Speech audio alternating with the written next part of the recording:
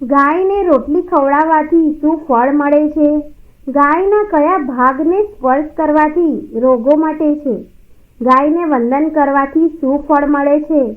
તેનાથી મનુષ્યને કેટલા ફાયદા થાય છે? આજે અમે તમને આ પ્રાચીન વાર્તા દ્વારા જણાવીએ છીએ. તો ચાલો કોઈ પણ વિલંબ કર્યા વિના તમને ગાય માતાની મહાન વાર્તા સંભળાવીએ. એકવાર દેવર્ષિ નારદ ભગવાન શ્રી કૃષ્ણને મળવા દ્વારકા શહેરમાં આવ્યા.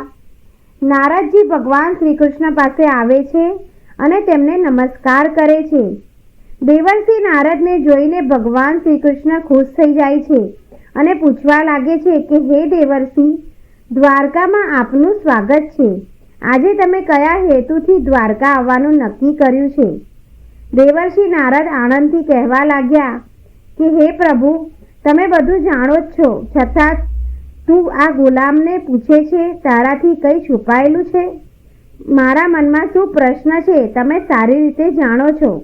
ભગવાન શ્રી કૃષ્ણ કહે છે કે હે દેવર્ષિ, હું તમારી મૂંઝવણ જાણું છું અને હું એ પણ જાણું છું કે તમે આજે સમગ્ર માનવ જાતિના કલ્યાણ માટે અહીં આવ્યા છો. તમે તમારા મનમાં કોઈ પ્રશ્ન ખચકાટ વિના પૂછી શકો છો. પછી દેવર્ષિ કહેવા માંડે છે કે હે ભગવાન, જો તમે ઈચ્છો તો હું તમને એક પ્રશ્ન પૂછવાનો પ્રયત્ન કરું. આજે જ્યારે હું પૃથ્વી પર ભ્રમણ કરી રહ્યો હતો ત્યારે મેં એક ખૂબ જ વિચિત્ર દ્રશ્ય જોયું.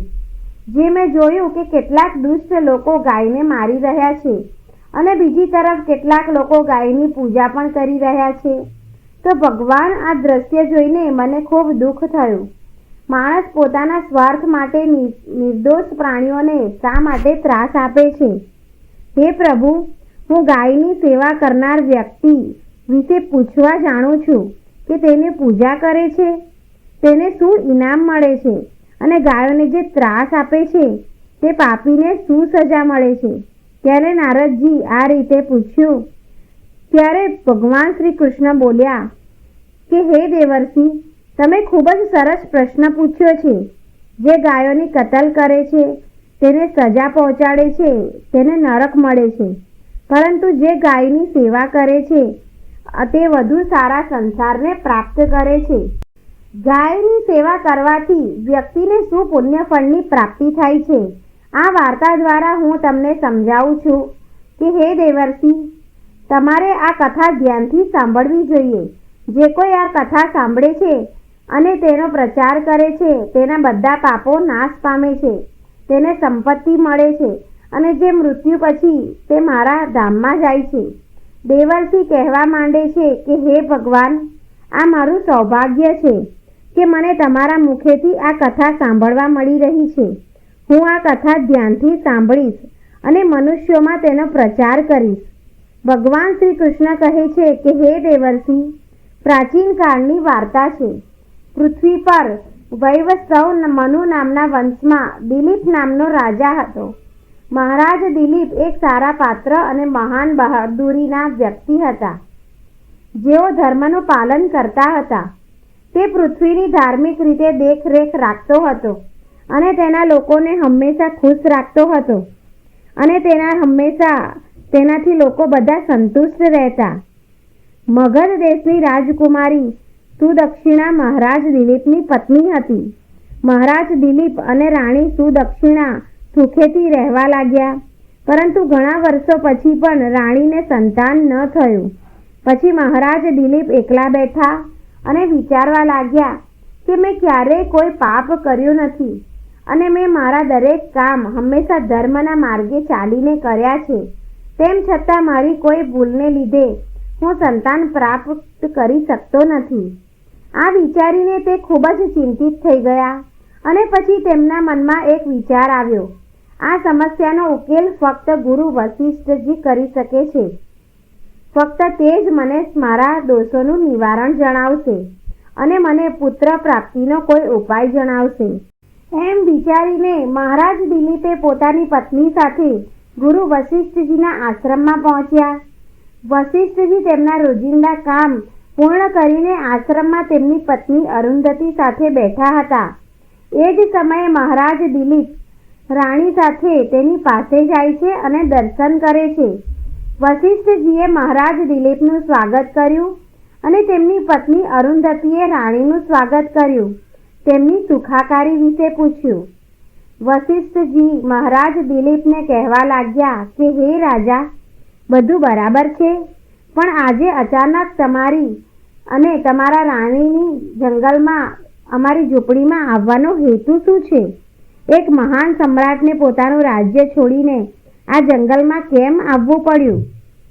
પણ હજુ તો તમે યુવાન છો, તમે હમણાં જ રાજ્યનો હવાલો સંભાળ્યો છે અને તમે હજી પુત્રને જન્મ આપ્યો નથી, તો પછી તમે તમારું રાજ્ય છોડીને જંગલમાં કેમ આવ્યા, કેમ ગયા? તમારા જેવા મહાન સમ્રાટને આ શોભતું નથી. ત્યારે મહારાજ દિલીપ કહે છે કે હે મહર્ષિ, હું તમારી પાસે તપસ્યા કરવા નથી આવ્યો. ગુરુદેવ, હું તમારી પાસે મદદ માંગવા આવ્યો છું.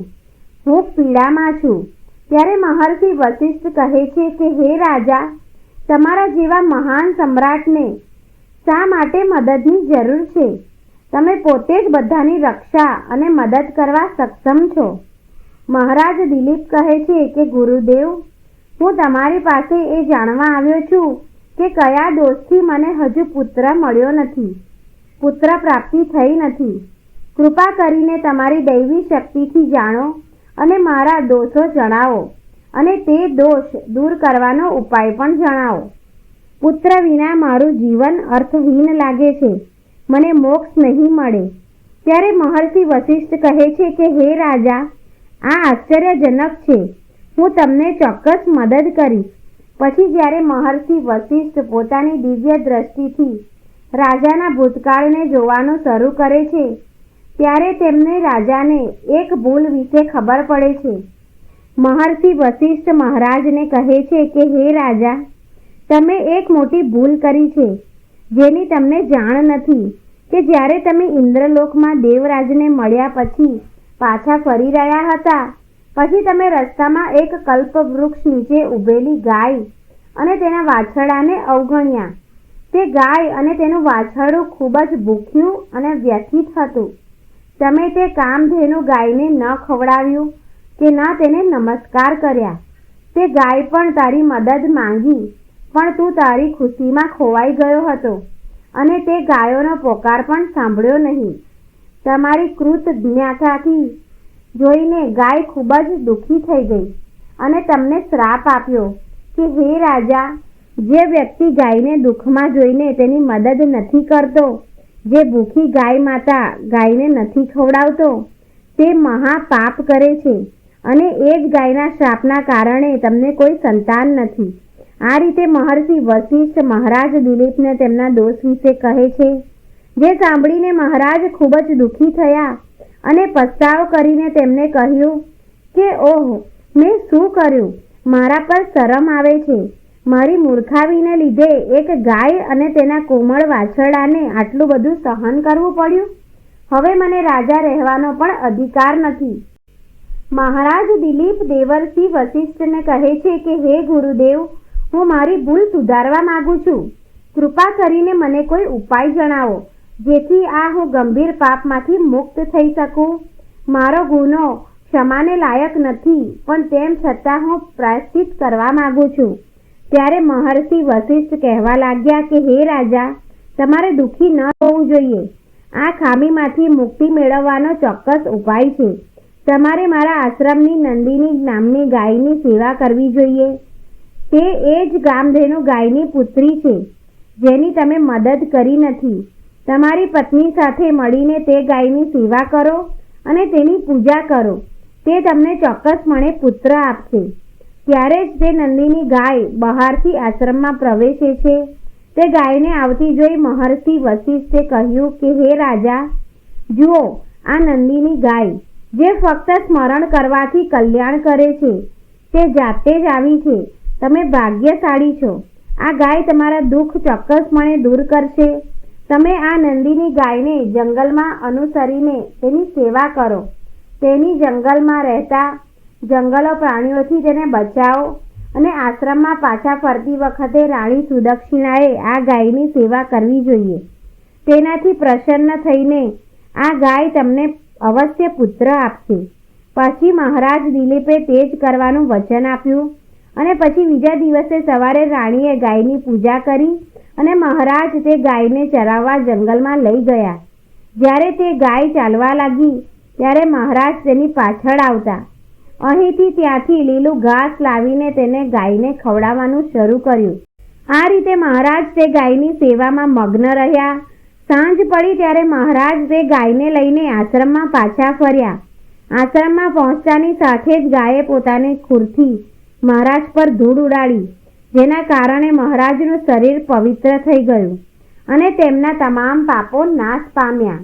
પછી રાણી સુદક્ષિણા આગળ આવી અને નંદિનીને આવકાર આપ્યો અને ગાયની વિધિપૂર્વક પૂજા કરી અને તેણીએ વારંવાર તેના ચરણોમાં માથું નમાવ્યું. પછી ગાયની પરિક્રમા કરી અને હાથ જોડીને તેની સામે ઊભી રહી. પછી તે ગાયે તે રાણીની પૂજા સ્વીકારી અને રાણી પર નજર નાખી ને તેના બધા દોષ દૂર કર્યા. ગાયને જોતા જ રાણી અત્યંત પવિત્ર થઈ ગઈ.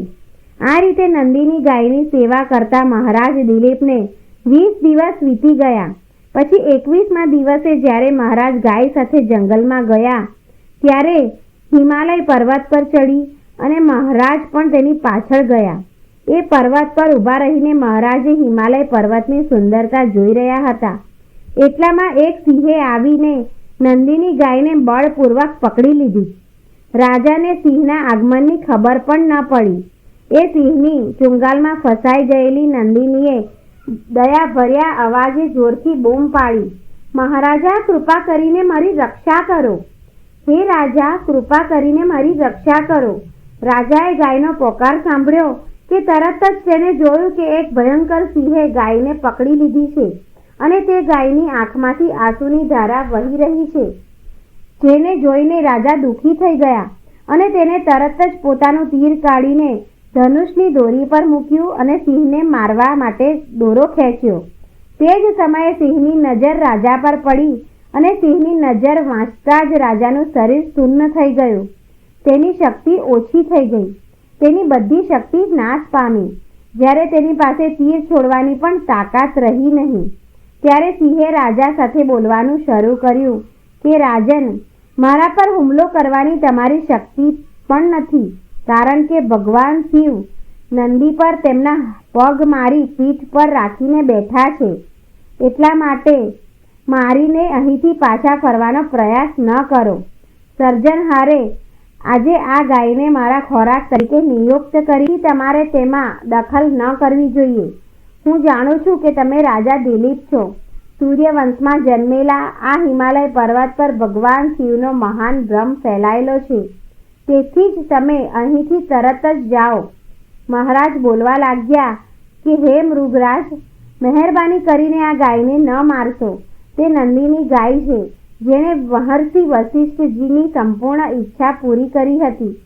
જો તમે તેને મારી નાખશો તો તમે મહાન પાપ કરશો.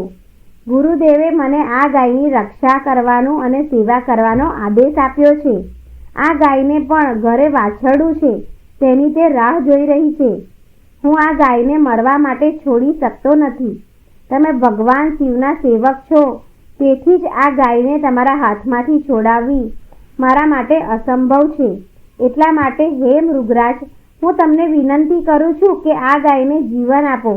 આ ગાયના બદલામાં હું મારું શરીર તમને અર્પણ કરું છું, જેનાથી તમારી ભૂખ પણ મટી જશે અને આ ગાયનું પણ રક્ષણ થશે.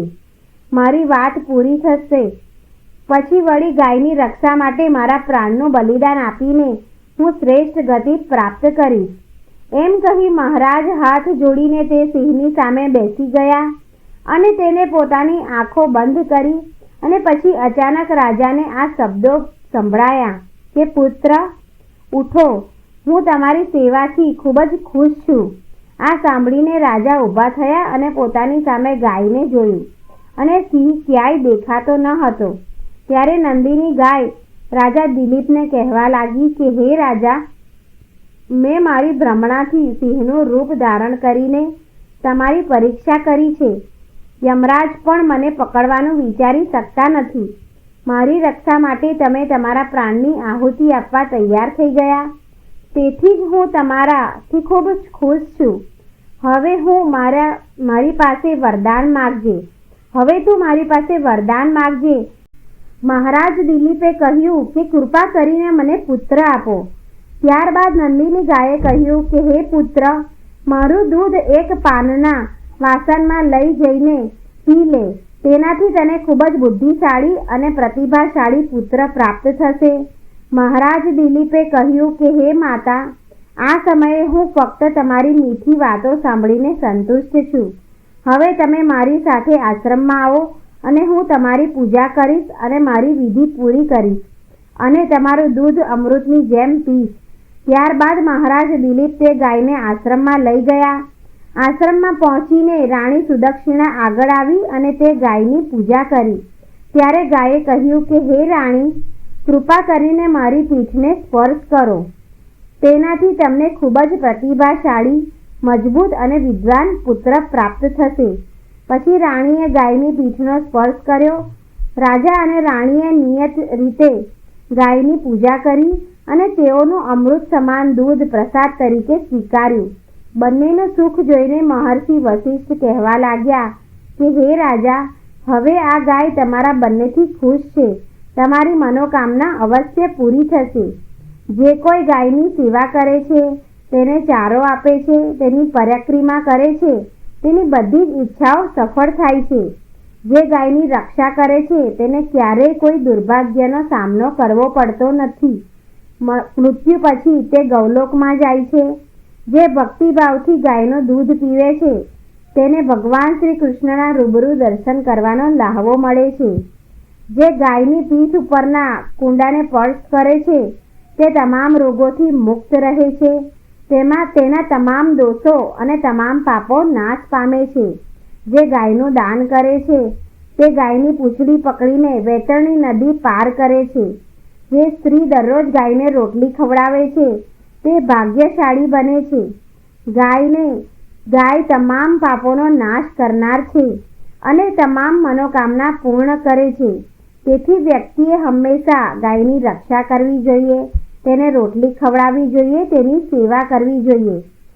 તેથી તેમની દરિદ્રતા સમાપ્ત થાય છે. અને પછી ભગવાન શ્રી કૃષ્ણ કહે છે કે હે દેવર્ષિ, આ રીતે ગાયની સેવા કરવાથી મહારાજ દિલીપને પુત્ર પ્રાપ્ત થયો, જેનું નામ રઘુ રાખવામાં આવ્યું. જેના નામથી આ પૃથ્વી પર સૂર્યવંશી પ્રસિદ્ધ થયો અને પાછળથી તેમનો વંશ રઘુવંશના નામથી પ્રખ્યાત થયો. તો મિત્રો, તમે પણ રોજ ગાયની સેવા કરો, દરરોજ ગાયને રોટલી ખવડાવો અને ગાયનું રક્ષણ કરો. તમને આ વાર્તા કેવી લાગી તે કમેન્ટ બોક્સમાં જરૂર જણાવો અને ચેનલને લાઈક કરો, સબસ્ક્રાઈબ કરો અને કમેન્ટ બોક્સમાં જય શ્રી કૃષ્ણ અવશ્ય લખો.